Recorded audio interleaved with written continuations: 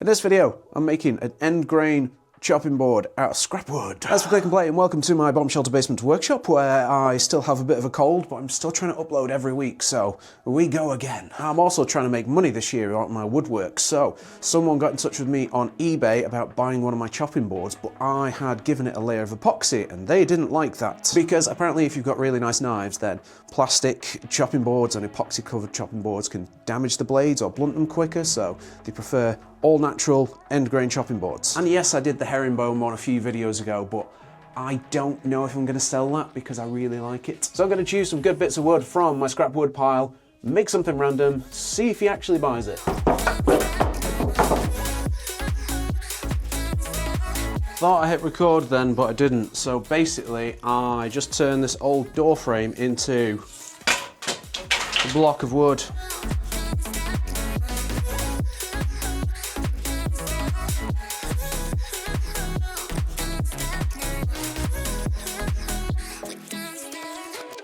Three long, fresh pieces of timber. The reason I've done this, I'm trying to do it faster, and I've seen other people do this, where to save time, you just put your pieces together like that, so there'll be an interesting pattern on the end, and then once it's all glued, I can chop the blocks up and then stick them together.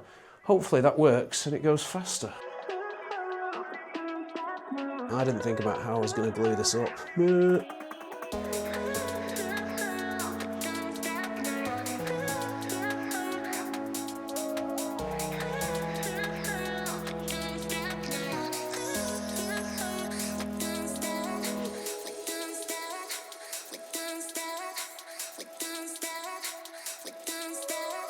Once my 4 pieces of timber were one solid clear block, I attached my bodgy zero clearance jig to my drop saw, started cutting them into bits, but that's when I found a big problem. The wood's now too big for my drop saw, but because I'm using my janky zero clearance jig, I attached a stopper at the end. That makes every single block 5 centimeters. Because it's in the same position every time, I can cut the top of it, rotate it round, then cut the other side, and I'll have a perfectly clean cut all the way through.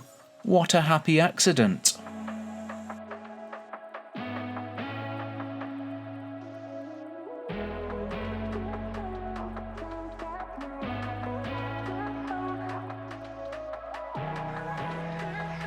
I've figured out a pattern and I've only just got enough to make a half decent sized chopping board, but I don't like it. We've got these two outside sections which are symmetrical, white, dark, white, dark, white, dark. But then the strip down the middle, you've got 2 white ones there, a white one there, a dark one there. So the 3 whites are touching, and then the dark ones are touching there. And it's like the outside's symmetrical and the middle's not symmetrical. I know that's me just being weird, but if I don't like it, then I don't want it to be made by me. But the only way to make this more interesting would be to prep and add other new sections of wood, which I don't think I've got time for. But in the last video, I didn't think the zigzag wine stand was gonna turn out that well, and it's ended up being one of my favorite things I've made. So maybe I just need to get this stuck together and see what it looks like and treat it as an experiment.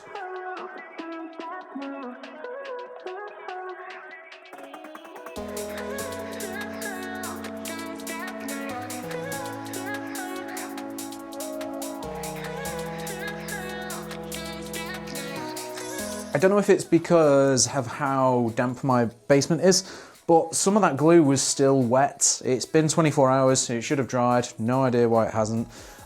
So where the wet glue is, I'm just gonna pack it with sawdust and then run it through the table saw, see what it looks like. After going through the thicknesser, it looks kind of nice. It's nice and random, the way I like stuff, so I'm gonna carry on with it. But there is a massive problem. There's about 5 or 6 big patches of imperfections in the wood with just big gaps there, and that's not really good for a chopping board, so I'm gonna have to give it a coat of epoxy. Sorry, eBay guy.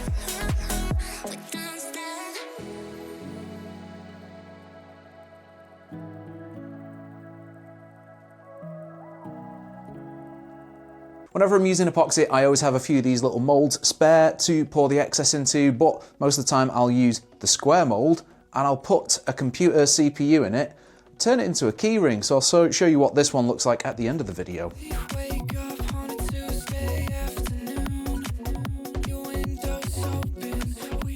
The epoxy's cured, most of it is looking shiny. There is 1 or 2 small patches where it sucks the epoxy in and it's still a little rough, so I might have to fix them. But first of all, we need to remove this shine. Something happened with my thicknesser then. It was taking way too much off on the edges, but taking nothing off down the middle. So I had to run it through a lot more times than I wanted to, which means a lot of the epoxy's gone, but there's still a decent amount there. So this is the bottom of the chopping board. I've not done anything with this. This is what it looked like when it started. So first of all, you can see there is big patches all the way across this thing where there's massive spaces between grains and it's just rough and it's deep. You can actually put your fingernail into it. Even on the lighter sections, which are all solid, but there's lots of space between the grains and it's very furry. Even on the thin bits, they're very patchy, and yes, I might have been able to sort that out with a lot of sanding, but I didn't want to risk it. I'm a complete beginner, so don't quote me on this, but I think it's because this is softwood. The other 2 really nice chopping boards I've done recently, they're hardwood and they just come out almost perfect straight away, hardly any sanding required, whereas these ones, they always need tons of work. So that's what it looked like. Here's what it looks like when you've epoxied it and flattened it off. So when you do this, the epoxy soaks in, and I've seen it soak down to almost 1 millimeter, so me taking 0.5 millimeter off that wasn't too bad. You can see on the bad sections, they've almost gone black because they've been filled with epoxy, but on these bits, there's no open rough sections anymore. On the light blocks, you can see the grain, but you can hardly see any roughness with them. Again, they almost look perfectly smooth already. And even on the thin bits, you can see that there is something in there, but it's completely flat. There is 1 or 2 sections where there's a little bit too much wood coming through, but I'm going to ignore that for now and move on to the sanding and see how this thing looks.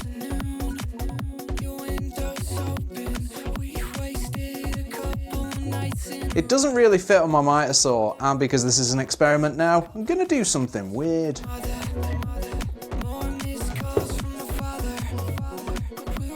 My camera didn't record that properly, so here it is, inspired by my last chopping board. I've just cut loads of random angles. On the last chopping board, I got it wrong, so there was 2 weird angles at the end, so I thought I'd go even weirder this time. So once it's finished, let me know, like, should chopping boards always be square, or can I make these weird angly things?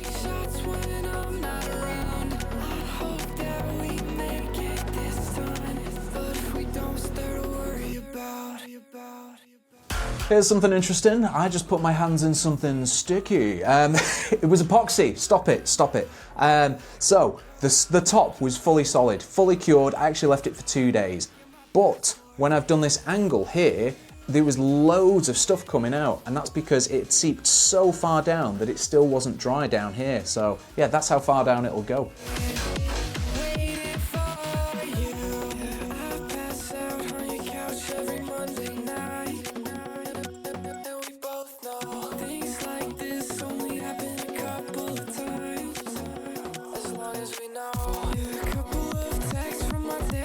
And here's my end grain scrapwood chopping board. Now, even though I was worried it wasn't going to turn out looking that good, I think it looks very, very interesting. It's very cool. I'm happy with the way it turned out, but unfortunately it's still a fail. The first and main reason it is a fail, I was making this for a customer on eBay who said they wanted a chopping board without epoxy, and it's full of epoxy. After sanding it, I actually spotted there's a nail in it as well. That's not great for a chopping board. There's a section down here where there's a crack appearing. I forgot to put handles in it, and I really need to check my planer because it's not flat. The other big main issue is once I'd started applying the oil, you could see big patches where there wasn't enough epoxy that soaked into the wood. There is even some small holes appearing as well. And for a chopping board, that's not good because bacteria and stuff will get in there. So even though this was technically a fail, as an experiment, great success. Sticking all the wood together and then chopping it into sections sped my process up so much, I definitely need to try that again. Weird angles on the chopping board, I like it, not sure if you do. That's actually the first time I've run an entire chopping board through the planer. That wasn't actually a success because it went a bit weird, but in terms of cutting down on time, big success. I just need to have a look at what's going on with my planer so it doesn't make it go weird again. Now, obviously I can't sell this online as it is, but I didn't put any oil on the underside because what I'm going to do is take my time filling this with epoxy, make it perfect, and then I'm going to put it online for sale. And to Mr. eBay guy, I have got some decent wood on its way. I will be making one in the next couple of weeks. I did say I'd show you how my excess epoxy's going, and it's going kind of cool. I'm excited to see how this turns out, but it needs one more layer before I can finish it.